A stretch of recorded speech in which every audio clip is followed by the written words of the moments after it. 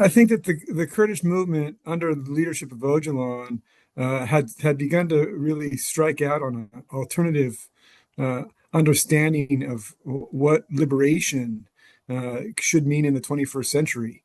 And I think that I think his imprisonment is the imprisonment of freedom flame, and I think that the ideas that he has, the way in which he has re-articulated self-determination as democratic confederalism in his period of incarceration, I think really elaborate further what was already in process of being developed, which is a set of ideas of anti-capitalist, revolutionary, democratic vision for the 21st century. Precisely because the attempt to incarcerate Öcalan is an attempt to muzzle his ideas and to get his ideas to not have influence in the world.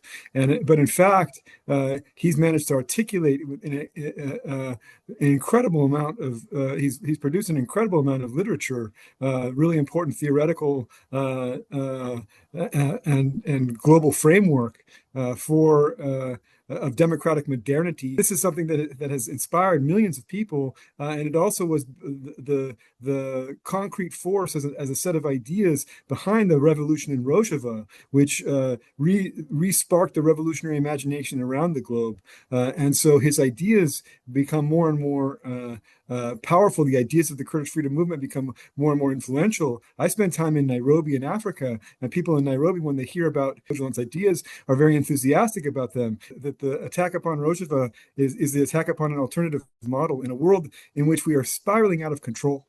There's one place in the world that provides a light and an alternative. Maybe not one place, but one of the most shining lights of the world is Rojava.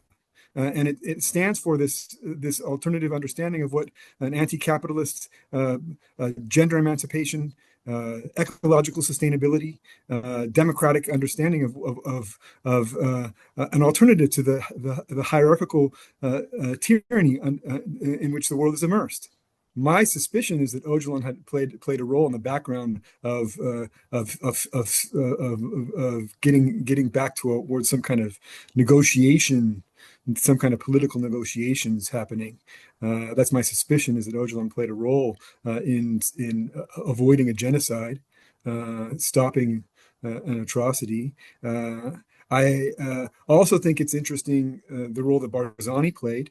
And I think part of the thing is I think Barzani started realizing that the disappearance of the SDF could then spread to the Kurdish region of Iraq as well. I think that the isolation of Öcalan must end. He's obviously the leader of the Kurdish movement, of the Kurdish people. His isolation is symbolic of the lack of recognition of the rights of the Kurds. And freedom for Öcalan is got to be part and parcel of a kind of democratic peace in the region. I think when Öcalan speaks, there is hope. And so hopefully with the peace process, that he will be able to be heard more and more and more. And we can move towards a spreading of democratic and federal ideals, not only in the Kurdish regions, but in Damascus, in Ankara, and around the so-called Middle East.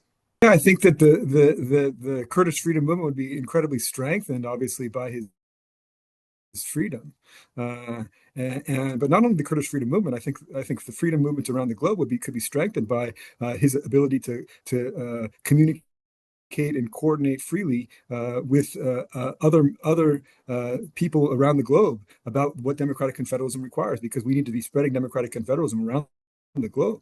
The conditions of inhumane isolation of Öcalan need to be ended. It's been way too long. He remains an inspiration for so many millions of people with his articulation of democratic confederalism as direct democracy, gender emancipation, ecological sustainability, multicultural accommodation. Those pillars is what we need to be thinking about for self-determination in the 21st century. And so long live Öcalan and freedom for Öcalan.